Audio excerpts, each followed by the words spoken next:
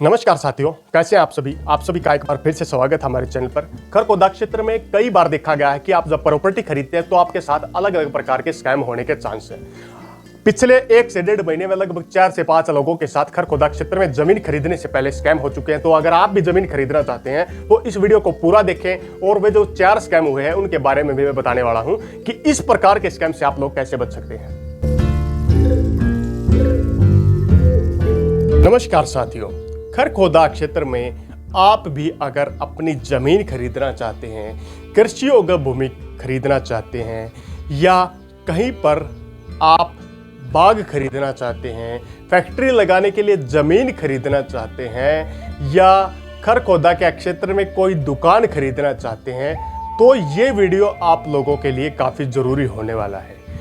हमारे कई सब्सक्राइबर, हमारे कई साथी जो लगातार हमारे कांटेक्ट में रहे हैं, हमारे पास मैसेजेस करते हैं, कई साथियों के हम रिप्लाई करते हैं और कई साथियों के हम रिप्लाई नहीं कर पाते हैं। तो खरखोदा क्षेत्र में अगर आप ज़मीन खरीदना चाहते हैं तो आप लोगों के लिए मैं एक बारीक बातें आज लेकर आ रहा हूँ। खरखोदा क्षेत्र में जो भी व्यक्ति ज़मीन खरीदता है उनमें से 100 व्यक्तियों में से लगभग 30 से 35 ऐसे व्यक्ति हैं जिन्हें लगता है कि उनके साथ किसी प्रकार का फ्रॉड हो रहा है।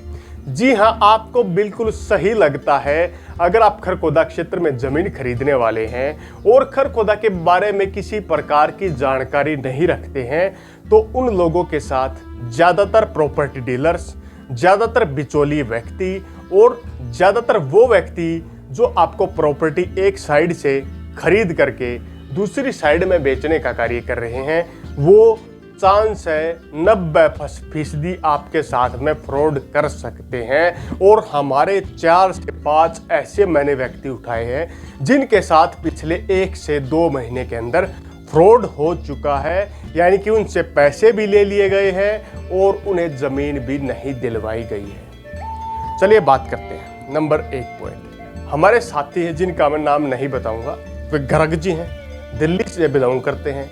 दिल्ली में 2 से 3 कंपनियां चलाते हैं। एक कंपनी उनकी नोएडा क्षेत्र में भी चलती है। उन्होंने सोचा क्यों ना अपनी कंपनी के विस्तार के लिए खरखोदा आईएमटी में जमीन खरीद लें। खरखोदा आईएमटी में अगर आप जमीन खरीदने वाले हैं तो आपको क्या करना होगा? आपके पास 2 से 3 ऑप्शन होते हैं। या तो आप आईएमटी खरखोदा की HSIIDC के ऑफिशियल वेबसाइट के माध्यम से HSIIDC से कॉन्टेक्ट करें।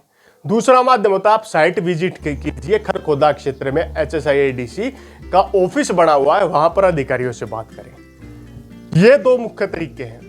लेकिन क्या होता है, जब आप नेट के ऊपर, गूगल के ऊपर HSIIDC सर्च करते हैं तो वहां 15 से 20 ऐसी वेबसाइट्स आती हैं जो HSIIDC की आधिकारिक वेबसाइट नहीं है। वे वेबसाइट किसी और व्यक्ति के द्वारा चलाई जा रही हैं। आप उन पर कांटेक्ट करते हैं, उनसे व्हाट्सएप पर संपर्क करते हैं। उन वेबसाइट्स में 1-2 वेबसाइट ऐसी है जिस पर आप कांटेक्ट करेंगे तो वो बोलेंगे कि आपको एक फीस पे करनी होगी। वो फीस 5 से 7 हज़ार भी हो सकती है। वो डिपेंड करता है सिचुएशन पर कि उन्हें सामने वाला व्यक्ति कैसा मिला है। जो भी व्यक्ति उन पर यकीन कर लेता है वो फीस पे कर देता है। उसके बाद आपको बोला जाएगा कि डेट मिलेगी, आपको साइट विजिट करा देंगे।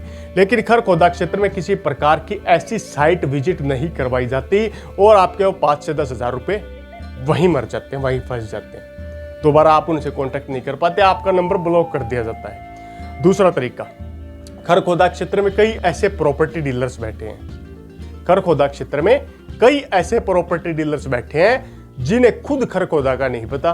बाहर के प्रॉपर्टी डीलर हैं जो इस एरिया में एक छोटा सा प्लॉट भी उन्होंने नहीं खरीदा है। वो सोचते हैं कि आप और किसी प्रॉपर्टी डीलर के माध्यम से कांटेक्ट कीजिए, आप भी एक बिचौलिया बन जाएंगे और दूसरा प्रॉपर्टी डीलर भी एक बिचौलिया बन जाएगा। तो इस प्रकार भी एक ठगी को वे अंजाम देते हैं। वो पहले प्रॉपर्टी डीलर जो खरखोदा क्षेत्र से ऑफिशियल डीलर है उसको बोलेगा कि जमीन खरीद लीजिए, लेकिन वो उस पहले डीलर के माध्यम से आपको जमीन बिकवाने की कोशिश करेगा, लेकिन उसमें इतना ज्यादा कमीशन खा जाएगा, 5 लाख की जमीन आपको 15 लाख की मिलेगी। इस प्रकार के नुकसान हमारे एक दूसरे साथी के साथ हो चुका है जो उत्तर प्रदेश के कानपुर जिले से बिलोंग करते हैं। हम खाली एड्रेस बताएंगे, नाम नहीं बताएंगे।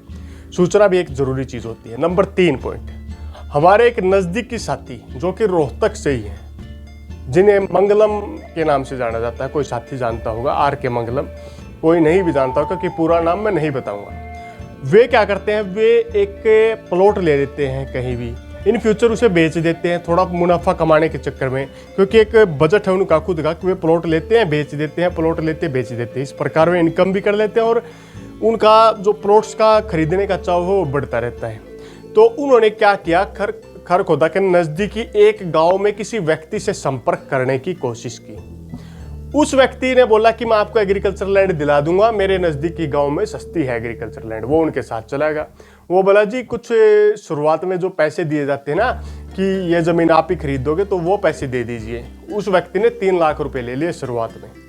वहाँ पर उन्होंने वैसे कागजी कार्रवाई भी की, उन्होंने सिग्नेचर भी करवाए, लिखवा भी लिया था, लेकिन बाद में पता चलता है कि वो व्यक्ति इस गांव का ही नहीं है, वो तो और किसी गांव का है। लेकिन यहाँ किराए पर लंबे समय से रह रहा था, किसी का प्लॉट दिखा दिया किराए के लिए। उस व्यक्ति जिसकी ज़मीन दिखाई उसको बोला किराए के लिए मैं ले आया हूँ, ये 4 दीवारी कर टेम्परेली 4 दीवारी करेंगे, आपकी ज़मीन पर एक छोटी सी इकाई लगा लेंगे टेम्परेली 3-4 वर्ष के लिए और आपको एक अच्छा खासा किराया देंगे।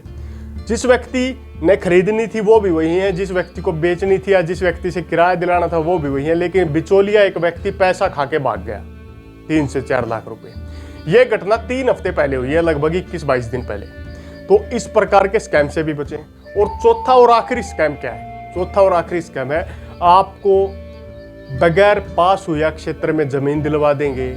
वो ज़मीन ना तो कागज़ों में पास होगी, डिस्ट्रिक्ट टाउन प्लानर डिपार्टमेंट उसको ढा जाएगा, वो आपका कई लाख का नुकसान हो जाएगा। इस प्रकार करते हैं। एग्रीकल्चर लैंड अगर आपको खरीदे तो आप एग्रीकल्चर लैंड के पर्पज से ही खरीदें। अगर आपको कोई प्लॉट लेना है, बड़े साइज का फार्म हाउस बनाना है, तो उसके लिए या तो आप ज़मीन एग्रीकल्चर लैंड खरीद के उसका लैंड यूज चेंज करवा लीजिए, जिसमें काफ़ी खर्चा आएगा। नहीं तो आपको क्या करना होगा, खरखोदा क्षेत्र की उन कॉलोनियों में ज़मीन खरीदे जो पिछले दिनों सरकार द्वारा पक्की की गई थी, या फिर खरखोदा से सटे उन गाँव में ज़मीन खरीदें जो लाल डोरे के दायरे के अंदर आते हैं। इससे अलावा आप कहीं पर भी ज़मीन न खरीदें, क्योंकि वो एक बड़ा नुकसान आपका हो सकता है और आप कई लाख की ठगी का शिकार हो सकते हैं। तो खरखोदा क्षेत्र में ज़मीन खरीदने से पहले 4 पॉइंट्स का ध्यान रखें। वेरीफाइड प्रॉपर्टी डीलर से ही ज़मीन खरीदें। नंबर 2, अनजान व्यक्तियों के संपर्क में आने से पहले एक बार ज़रूर सोच लें कि आपके साथ में स्कैम हो सकता है। नंबर 3, अनऑथोराइज कॉलोनी या किसी खेतों में काटे गए प्लॉट्स में ज़मीन खरीदने से बचें। और नंबर 4, ग्रामीणों से जरूर वेरीफाई कर ले कि इस व्यक्ति का स्वभाव कैसा है जो आपको ज़मीन दिलवा रहा है। ये 4 पॉइंट आपको खरखोदा क्षेत्र में ज़मीन खरीदने से पहले होने वाले नुकसान से बचा सकते हैं और आपकी मेहनत की पूंजी को खराब होने से भी बचा सकते हैं। और आपके विश्वास को बढ़ाने के लिए ही हमने इस वीडियो को बनाने का काम किया, क्योंकि हम भी खरखोदा के नज़दीकी क्षेत्र से बिलोंग करते हैं और इस प्रकार के लोगों से बचकर ही आप अपना फ़ायदा इन फ्यूचर खरखोदा क्षेत्र में सेटअप तैयार करने में कर सकते हैं। इसी के साथ अगले वीडियो तक आप लोगों से विदा लेते हैं। तब तक के लिए जय हिंद, जय भारत।